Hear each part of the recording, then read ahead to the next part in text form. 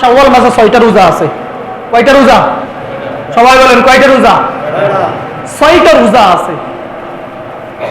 قال رسول الله صلى الله عليه وسلم من صام رمضان ثم أتبعه من شوال كان كصيام الدهر।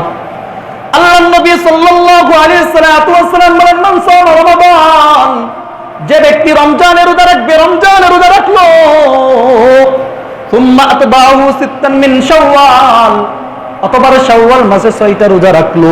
কয়টা রোজা? 6টা রোজা রাখলো। কানা কাসিয়ামিদ দাহর, সেই ব্যক্তি পুরো বছর রোজা রাখার সওয়াব পেয়ে যাবে। পুরো বছর। বলেন তো আমার আপনার শক্তি আছে পুরো বছর রোজা রাখার? সবাই বলেন রোজা রাখার শক্তি আছে? প্রতিদিন মাসের পর মাস রোজা রাখতে পারবো না।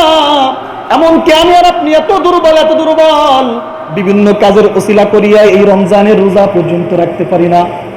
এই জন্য আমার আপনার জীবনে একটা সুবর্ণ সুযোগ আল্লাহ রাব্বুল আলামিন রাসূলের মাধ্যমে জানাই দিয়েছেন, কানা কাসিয়ামিদ দাহর, হে আমার বান্দারা, তুমি রাসূলের মাধ্যমে জানো তুমি রমজানের রোজা রাখলা এবং শাওয়াল মাসে 6টা রোজা রাখলা। বান্দারে আমি আল্লাহ তোমাকে দামি করে দেব, আমি আল্লাহ চাই পুরো বছর তুমি রোজার সওয়াব পেয়ে যাও। রোজার সওয়াব তো আপনাদেরকে আগেও শোনাইছি। এই দুনিয়ার যত ইবাদত আছে প্রত্যেকটা ইবাদতের সওয়াব আল্লাহ ফেরেশতার মাধ্যমে দিয়ে দেন, কিন্তু রোজা এমন সওয়াব যে সওয়াবটা, যে যাজাটা আল্লাহ রাব্বুল আলামিন দুনিয়ার কোন ফেরেশতার মাধ্যমে দেন না, আল্লাহ রাব্বুল আলামিন ফেরেশতার মাধ্যমে পাঠান না। আল্লাহ রাব্বুল আলামিন বলে, বান্দারে রোজার এমন সওয়াব রোজা আমার জন্য হয়েছে, এই জন্য আমি আল্লাহ আমার কুদরতি হাত দিয়ে বান্দাদেরকে তার যাজা দিয়ে দিব। এই জন্য আমার আপনার জীবনে সুবর্ণ সুযোগ, আমার আপনার জীবনে সুবর্ণ সুযোগ। 6টা রোজা যদি রাখতে পারি, জীবনের অন্য মাসগুলাতে যদি রোজা না রাখি, আল্লাহ রাব্বুল আলামিন অন্য মাসগুলাতে রোজা রাখার সওয়াব দান করে দিবেন। এমনকি হাদিসে পাকের মধ্যে আসছে, যে ব্যক্তি রমজানুল মুবারক রোজা রাখবে, রমজানুল মুবারক রোজা রাখার পর পুরো শাওয়াল মাস রোজা রাখবে, আল্লাহর নবী সাল্লাল্লাহু শাওয়াল মাস রোজা রাখবে এবং সোম ও বুধবারে রোজা রাখবে, আল্লাহর নবী সাল্লাল্লাহু আলাইহি ওয়াসাল্লাম বলেন, তাকে অবশ্যই আল্লাহ রাব্বুল আলামিন জান্নাতের মধ্যে ঢুকাইয়ে দিবেন। কি করতে হবে? রমজানের রোজা রাখতে হবে এবং শাওয়াল মাসে রোজা রাখতে হবে।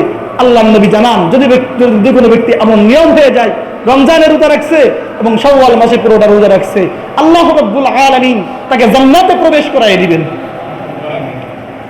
আর দুনিয়ার মধ্যে যে যত ব্যক্তি রোজা রাখতে পারে, আল্লাহ রাব্বুল আলামিন তার দিলের মধ্যে তত তাকওয়া দিয়ে দেন, তার আল্লাহর ভয় দিলের মধ্যে তত দিয়ে দেন।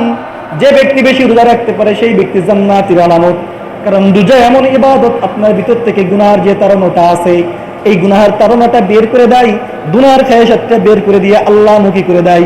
দেখেন না, মানুষ যখন দুর্বল হয়ে যায়, মানুষ বিছানার সাথে শরীর লাগাইয়া দেয়, মানুষের শরীরের মধ্যে ফুর্তি ওঠে না, মানুষের শরীরের মধ্যে এমন জজবা ওঠে না। এই জন্য আমাদের উলামা একরামরা, আমাদের বুজুর্গরা বলে, যদি কোনো ব্যক্তি নফসের খায়েজ বেশি বাড়িয়া যায়, যৌন চাহিদা বেশি বাড়িয়া যায় এবং খারাপ জায়গায় করার সম্ভাবনা থাকে, অথবা তার সামর্থ্য নাই, সে বিবাহ করে হালাল করে নিবে, এমন যদি কোনো ব্যক্তির সমস্যা সব যদি থাকে, তাহলে তার জন্য ফরজ হয়ে যায় সে রমজানের বাইরে রোজা রাখবে, তার যৌন শক্তিটাকে দমায়ে রাখার জন্য রোজা রাখবে। আর এই রোজার মাধ্যমে সে আল্লাহর কাছে পেয়ারা হয়ে যাবে আর গুনাহ থেকেও ফিরে আসবে।